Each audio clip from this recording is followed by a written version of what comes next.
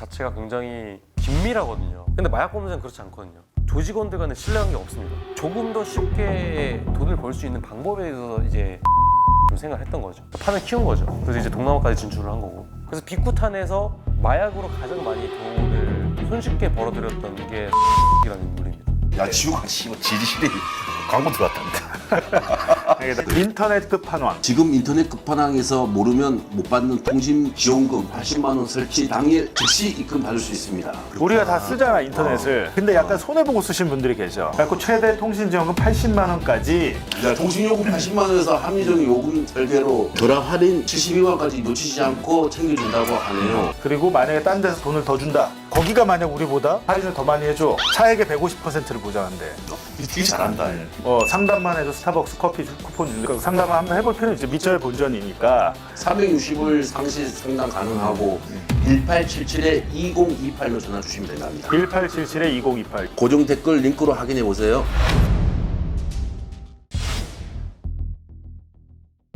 보이스피싱 조직 자체가 굉장히 긴밀하거든요. 보이스피싱도 일종의 기업처럼 운영되다 보니까 뭐 법률 부서 있고 뭐 텔레마케터 부서 있고 그 다음에 은행 담당이 있고 뭐 수사기관이라고 거짓말 치는 부서 따로 있고 이렇게 이제 마련이 되어 있거든요. 이 각 부서들끼리 신뢰관계가 있어야 되고 각 부서들끼리 그 네트워크나 조인이 잘 돼 있어야 돼요. 내가 예를 들어서 A라는 사람에게 사기를 쳤으니까 이번에 네가 전화를 해야 되라는 이런 내부 구성 방침이 굉장히 뭐 대사도 각본이 또 따로 있듯이 되게 짜임새가 잘 맞춰져 있어요. 그러니까 지들끼리 범죄를 어떻게 구성해야 될지 굉장히 악랄할 정도로 영리하게 체계가 잘 잡혀 있습니다. 근데 마약 범죄는 그렇지 않거든요. 마약은 뭐 텔레마케터 그런 거 필요 있겠어요? 필요 없습니다. 마약 범죄는 사실 텔레그램 채팅방 안에서 내가 1kg 들고 있어. 이거 살 사람 누구누구 있어. 뭐 얼마까지 살래. 그 사람이 사면 내가 어디에 넣어놓을 테니까 이 마약을 너가 이제 몇 그램까지 가져가면 얼마 어디다 넣어놓으면 돼. 코인 지갑에 넣어놓고 이제 코인 지갑 그 폐쇄시켜버리면 되거든요. 그럴 정도로 이제 굉장히 간단해요. 마약 범죄는. 그래서 마약 범죄 조직은 조직원들 간에 신뢰관계가 없습니다. 그래서 보통 이제 경찰들이 수사를 할 때 보이스피싱 범죄보다 가장 손쉽게 수사를 하는 게 마약 범죄입니다. 보이스피싱은 돈 벌기가 굉장히 어려워요. 왜냐면 직원들 간의 신뢰관계 교육부터 시켜야 돼요. 그래서 얘 이번에 얼마 벌었대. 누구 사기쳐가지고 얘 얼마 벌었대. 그럼 시샘이 나지 않겠어요? 시샘이 나서 얘 돈 가로채려고 하는 순간 그 조직 자체가 끝장납니다. 수사기관에 노출이 돼버려요. 그 정보 자체가. 근데 마약 범죄는 한번 노출시켜버리면 그냥 거기서 끝나거든요.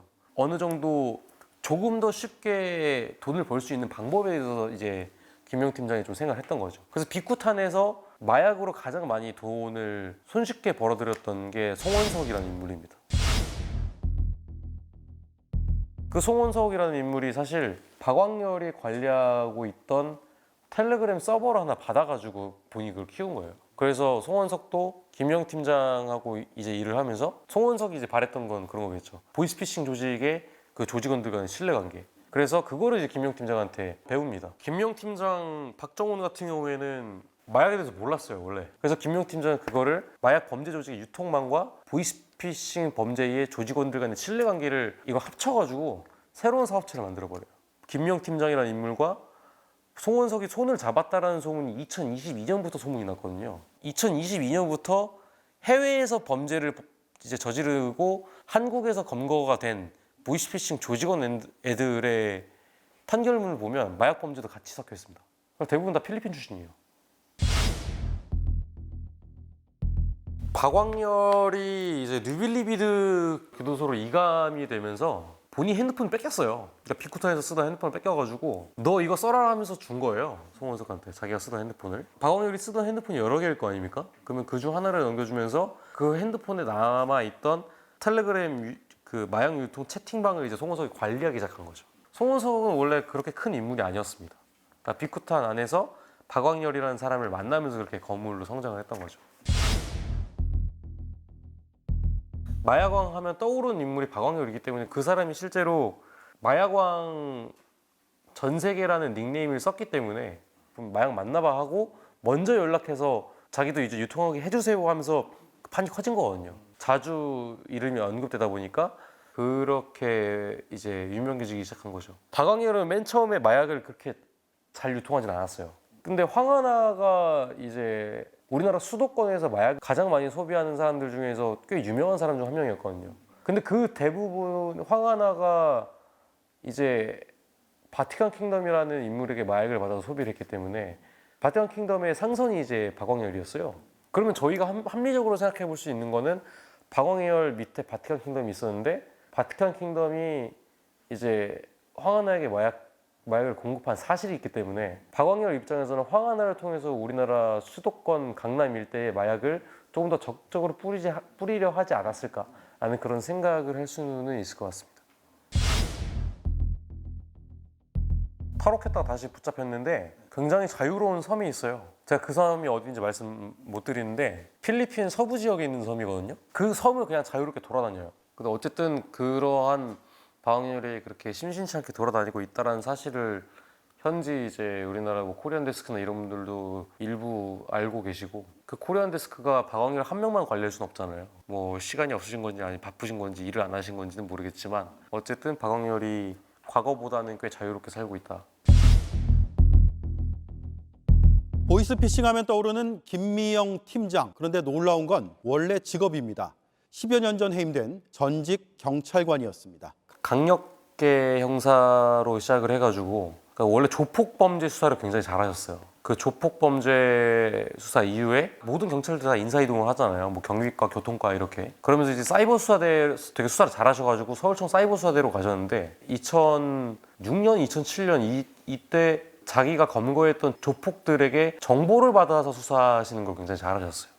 그런데 보통 다른 형사들도 그렇습니다. 예를 들어서 말씀드렸던 것처럼 뭐 마약 범수하는 야당들에게 정보받아서 하는 것처럼 사실 저희 기자들이나 뭐 정보기관, 뭐 공작관들이나 이런 사람도 마찬가지거든요. 정보를 받아야 뭘 할 수 있기 때문에 자기가 친했던 조폭에게 이제 뇌물을 받은 거죠. 그게 이제 서울청 감찰을 통해서 드러났기 때문에 이제 파면을 당하신 거고. 근데 경찰에서 파면되면 연금까지 그냥 모조리 다 날아가거든요. 자기가 갖고 있는 돈 다 털어가지고 할 수 있는 게 범죄밖에 없을 거 아니에요. 자기가 수사하면서 집어넣었던 조폭들이랑 연락을 하면서 중국에다가 이제 그때부터 보이스피싱 사업체를 차린 거죠. 그때부터 5년, 6년 넘게 보이스피싱 사업체를 중국에서 차리시고 동남아에서 전전을 하셨어요. 이제 자기가 검거를 했으면 또 빵에서 나오면 또 고생했다 하면서 밥 사주는 경우도 있어요, 형사들이. 그러면서 이제 조폭들이랑 친해지거든요.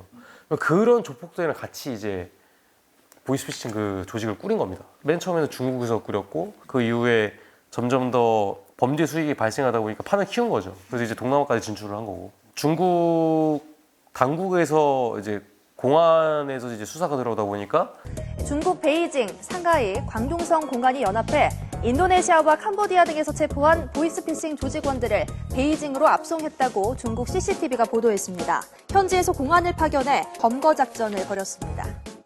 필리핀으로 튀기 시작을 했던 거고.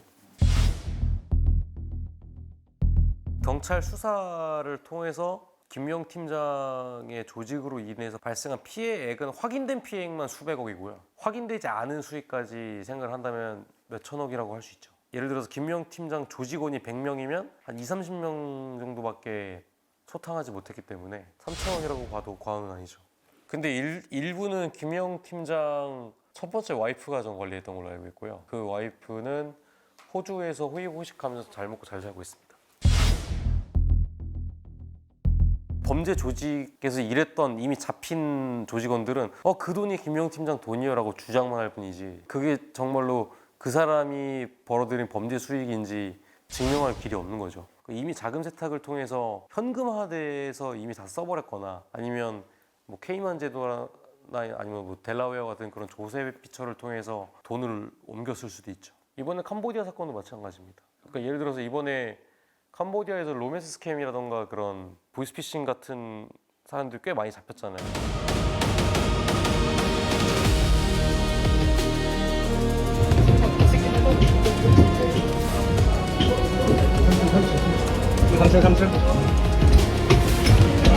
네. 앉아 계세요. 손대세요.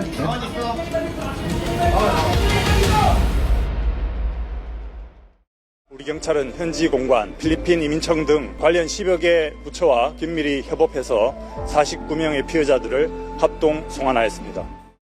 예를 들어서 제가 A사라는 그 로맨스 스캠 회사에 제가 한 1억을 제가 잃었어요. 근데 그 A사의 조직원 5명을 한국으로 송환했어요. 그러면 이 5명에 대해서 제가 민사소송을 걸면 되거든요. 돈 받을 수 있을까요? 못 받아요.